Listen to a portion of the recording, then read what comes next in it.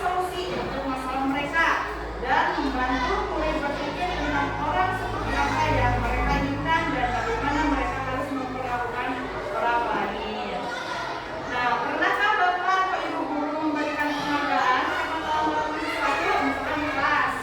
Karena anak bisa menjawab memberikan penghargaan. Apa dampaknya jika guru memberikan penghargaan terus-menerus kepada anak? Nah, di hukum atau penghargaan ini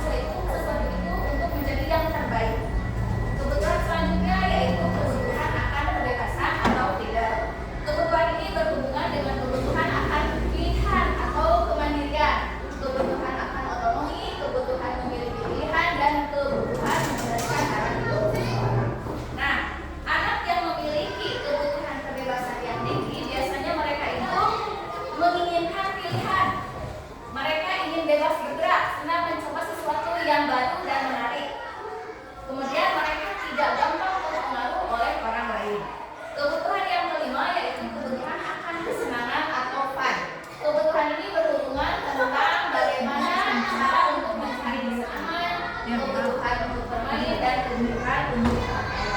Nah, anak seperti ini biasanya mereka itu senang, suka melucu, senang dekat dengan orang lain, dan biasanya mereka suka permainan, mengoleksi sesuatu. Mereka menikmati apa yang mereka kerjakan.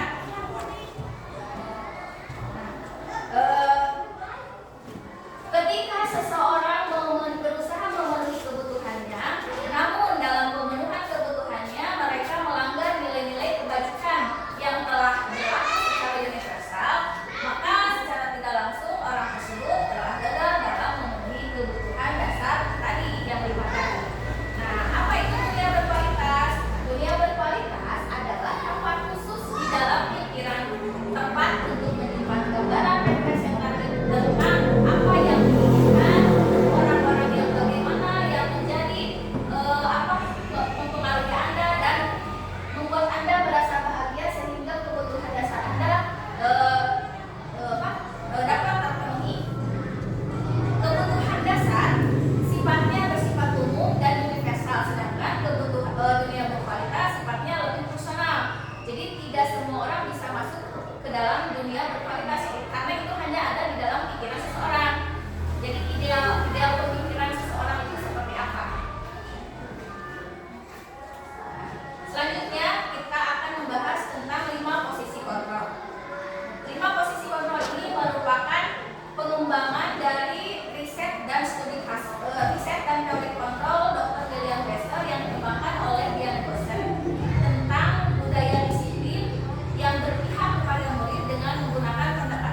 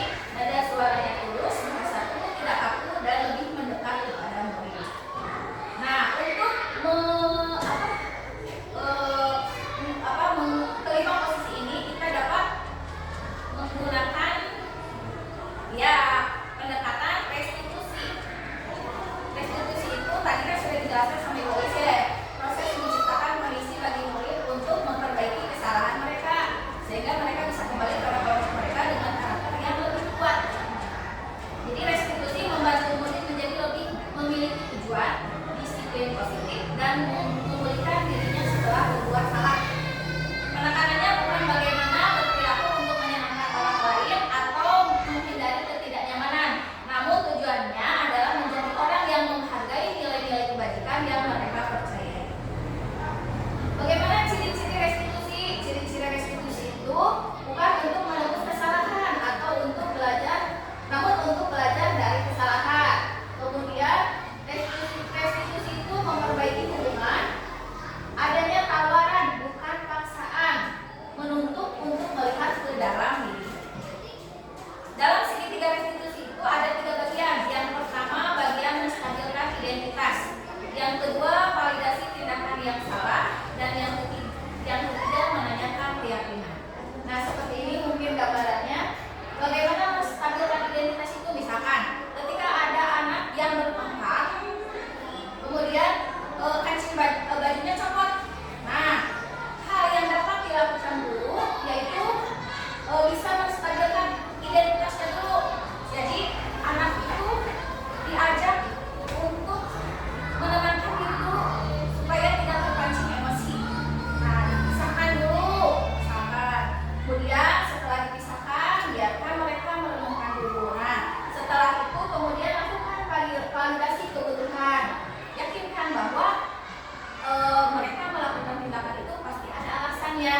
Jelaskan kepada mereka bahwa membela diri itu memang penting, tetapi apakah sudah sesuai atau tidak. Kemudian baru menanyakan keyakinannya, apakah itu hal yang paling baik dilakukannya atau ada yang lebih baik lagi. Terus apa solusinya ketika terjadi sesuatu yang tidak sesuai. Nah, mungkin langkah-langkahnya seperti ini.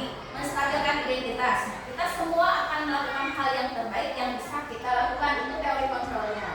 Kemudian langkah yang kedua adalah validasi tindakan yang salah. Teori kontrolnya. Jadi semua perilaku itu memiliki alasan.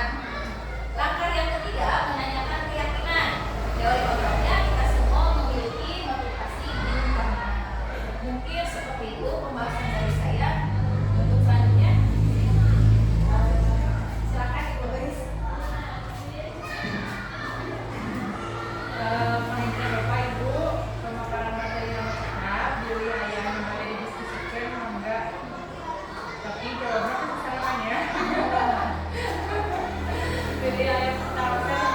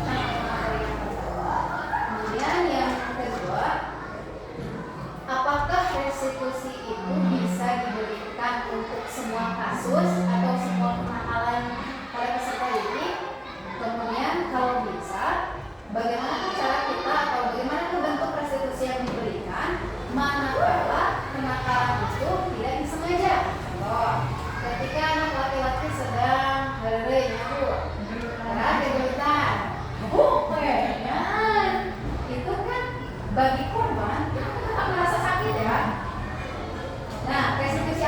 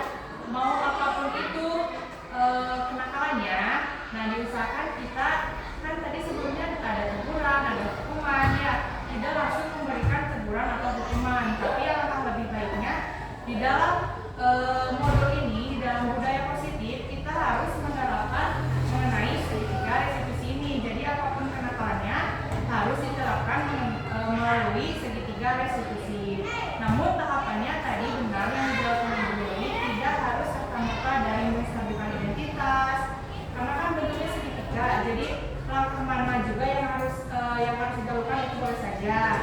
Nah, hal ini untuk menciptakan bahwa sekolah kita itu telah menunjukkan budaya positif, menciptakan budaya positif di lingkungan sekolah. Itu jadi ke anaknya tidak ujuk-ujuk, kan? Ujuk-ujuk nggak tapi gak emang sesama itu ya. Jawabnya pasti kayaknya asal nyarekan. Meteran gitu. Langkah-langkah segitiga restitusi itu guru ben meteran menuju dengan CGT gitu bahwa ternyata di pikiran dari segening dosa orang sebagai guru gitu kan. Ya dasar-dasar nanti ujung-ujung masihan rumah, ujung-ujung masihan terkurang. Padahal menurut budaya positif ini mah langkah-langkah yang harus kita lakukan itu menggunakan segitiga restitusi. Lalu untuk pertanyaan yang tadi ya yang penghargaan untuk memenuhi kebutuhannya, kebutuhan pemersaan.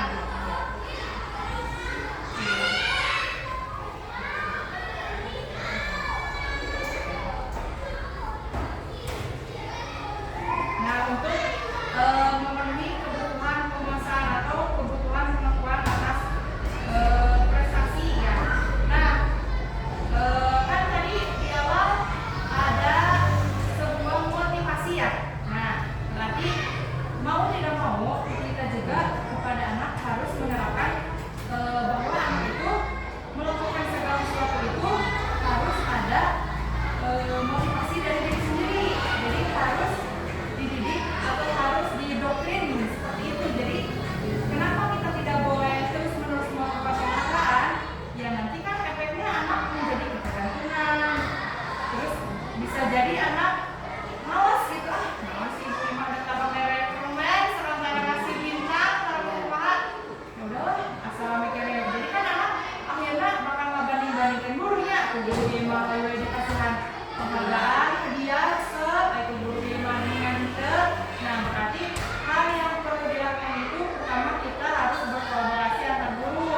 Misalkan di sekolah kita harus mendiskusikan apakah memberikan penghargaan kepada anak itu secara apa. Jadi harus bisa meratakan.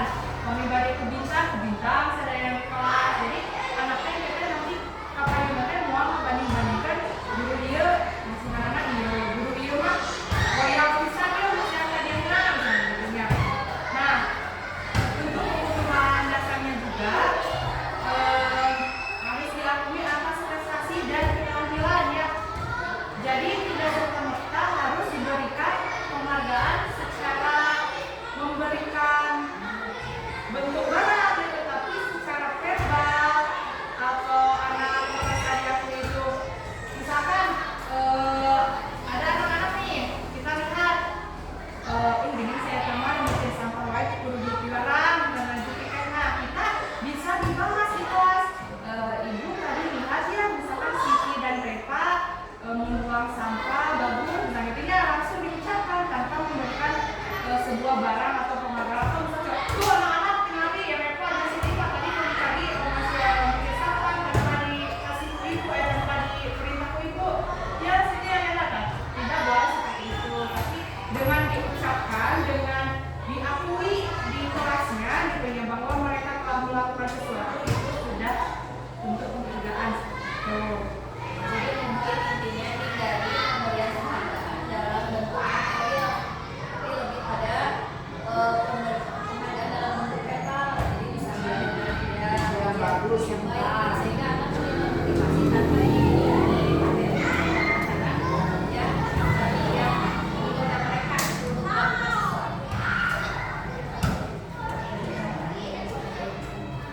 Selanjutnya itu biasanya untuk kelas 1 itu kan gimana ya Bu pengalaman saya kalau hanya sebatas kata-kata bagus pinter gitu ya memang sekali dua kali itu merasa senang gitu ya, tapi kalau bentuk penghargaannya hanya itu saja jadi si anak itu jadi udah beberapa kali disebut pinter kayak itu tulis bagus udah sampai sana. Kemudian untuk menemukan motivasi intrinsik ya kan harus kepada anak, menurut saya harus kepada anak yang sudah bisa berpikir konkret. Jadi kalau anak kelas 1 biasanya harus berpikir itu secara nyata gitu Bu.